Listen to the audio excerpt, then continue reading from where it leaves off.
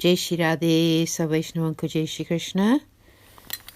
Continuing from yesterday, this is day 186 and Varta 169, part 6 continued. Krishna Raji went to Sri Gokulnathji and said, Kanhabai offers that same plate of Mahaprasad 2 or 3 times to her Sri Thakurji. Gokulnathji asked Kanbai, do you really offer the same plate to your Sri Thakurji 2 or 3 times? Kanbai replied, O Maharaj, yes I do. I offer the same plate of prasad to my Sri Thakurji severally. Sri Gosaiji, your father, asked me the same question and I told him, so what if my Sri Thakurji likes to come back again to sit and eat from that very plate? When Sri Gokulnathji heard this, he kept quiet. He realized that Kanabai's Sri Thakurji had granted her his direct experience. Thus concludes Varta 169, the story of Kanbai, who was the recipient of Sri Gosaiji's great grace and an accomplished Vaishnava. There is no end to her tale.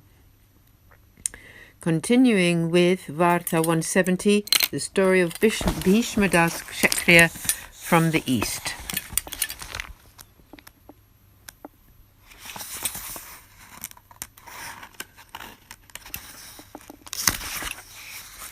This is the devotee of Rajasi disposition. In the eternal Leela, his name is Vrata. She manifests from Brajvilasini and is thus a personification of her divine loving sentiment.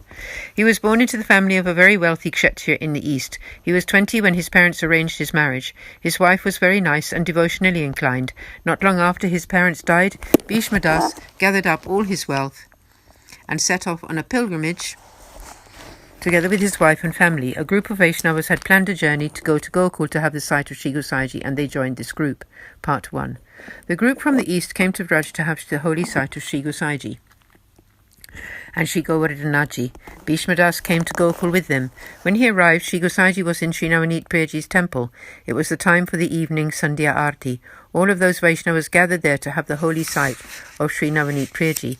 Then they all went back to their camp. Sri Gosaiji settled Sri Thakurji down to his rest and then went to sit in his bertak. The Vaishnavas again came there to have audience with him. They all made donations according to their capacity. They sat there for a while. Sri Gosaiji invited them all to partake of Mahaprasad, and they partook of the prasad in Sri Navneet Priyaji's temple. The Mahaprasad was from the Lord's evening meal and was truly divine. All the Vaishnavas experienced bliss. Then Sri Gosaiji presented them all of them with prasadi pan bida with his own hand. The Vaishnavas all prostrated to him and left to go back to their camp. Bhishmadas was overtaken with the desire to take shelter in Sri Gosaiji and could not wait for morning to come. The next morning, when Sri Gosaiji had bathed and entered the temple, Bhishmadas brought all his family there. Sri Gosaiji was just completing his morning prayers and came to sit down. Bhishmadas approached him and supplicated with folded hands, O great Maharaj, please take us all into your shelter. Sri Gosaiji blessed him and his whole family by initiating them with the Lord's name. He instructed them to fast for 1 day so that he would be able to grant them the Brahma Sambandh also. They all fasted for a day and then were granted the Brahma Sambandh initiation in front of Sri Navneet Priyaji. Sri Gosaiji told them to stay there for a while. He entered the temple again and performed the Rajbhog Arati of Sri Navneet Priyaji. He then let all the Vaishnavas have his holy sight. They all felt very happy. The Vaishnavas returned to their camp.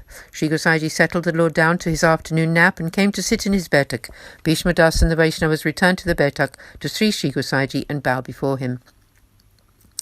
Sri Gosaiji went to partake of prasad. The Vaishnavas went off to their camp, but Bhishmadas and his family stayed there. When Sri Gosaiji had completed his meal, he asked his kavas to summon Bhishmadas and his family, and he invited all of them to partake of Mahaprasad. They all sat down and partook. Sri Gosaiji then went to take rest, and Bhishmadas and his family returned to the camp.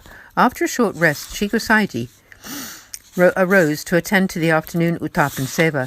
He bathed and entered the temple. He awoke the Lord from his afternoon nap and made the fruit offerings. When he had completed the Lord's Seva all the way up to his rest for the night, Sri Gosaiji came and sat in his bertak.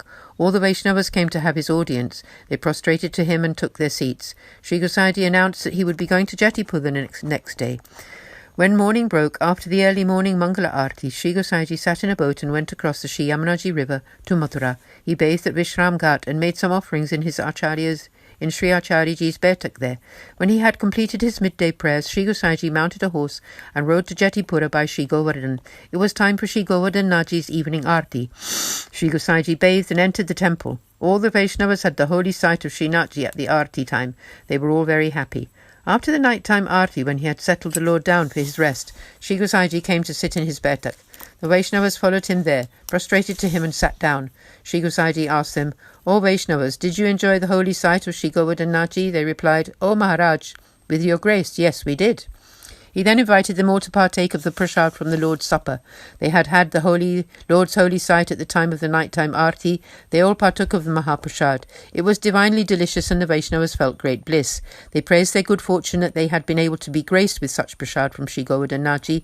They all then took Sri Gosaiji's leave and returned to their camp. Sri Gosaiji took to his bed. In the morning, Sri Gosaiji performed his daily ablutions and after bathing went up to Srinathji's temple. He performed Mangala Arti and all the Vaishnavas came there to have the holy sight of their beloved Lord. Then they all set off to circumambulate the Govardhan hill. They completed the walk before the Rajbhog Arti and had the holy sight of the Lord at the lunchtime service. They then expressed their wish to go on the tour of the whole of Vraja land and asked Sri Gosaiji's permission to do so. Sri Gosaiji said that they should definitely do this, and they set off with his blessings. When they had completed the tour, they arrived in Gokul. They had the holy sight of Sri Navneet Preji at his lunchtime service and then went back to their camp. When Sri Gosaiji came to sit in his Baitak, they all came there and he asked them if they had completed their tour. They stood humbly before him with folded hands and said that they had indeed had a very good tour. They bowed to him and went back to their camp. When he had partaken of prasad, Sri Gosaiji took some rest. The group of Vaishnavas stayed for quite a few days in Gokul. Then they took leave of Sri Gosaiji, who granted his permission to go back to their homes. He sent them off and they left. Bhishma Das, however, stayed in Gokul. He came to meet with Sri Gosaiji, who asked him, "O Bhishma Das, you did not return home." He replied, "O Maharaj, I do not wish to leave your lotus feet to go anywhere." Bhishma Das and his whole family settled in Gokul. Sri Gosaiji presented him with a swarupa of Sri Bal Mukundaji to serve. Bhishma Das served his Sri Thakurji with great love. Once Sri Thakurji appeared to Bhishma Das in a dream and asked him to make a lovely temple for him to live in. Bhishma Das got up very early and started the preparations. It took some time to complete. He respectfully brought his Sri Thakurji into the temple. That day he blissfully celebrated with a grand festival. He then fed Mahaprasad to all the Vaishnavas. Sri Gosaiji was very pleased to hear of this. Bhishma Das then came over to Sri Gosaiji, who asked him, "What are you celebrating today?" Bhishma Das told him, "O Maharaj, my Sri Thakurji had asked me to prepare another temple for him. I did so according to his instructions. Today I brought my Sri Thakurji to that temple and I fed all the Vaishnavas Mahaprasad." Sri Gosaiji was happy with Bhishma Das and told him, "Always serve your Lord in such a way as to make him happy." Bhishma Das and his wife served their beloved Sri Thakurji most expertly and pleasingly. Sri Thakurji granted them his direct experience and asked them for whatever he wanted. He spoke with them and graced them infinitely. Bhishma Das served very lovingly. He never left Gokul. Every evening he would go to Ramanrati, to the place where Sri Krishna would dance with the gopis, which he witnessed but about which he never spoke to anyone. Bhav Prakash, this story tells us that a Vaishnava keeps their devotional experiences to themselves.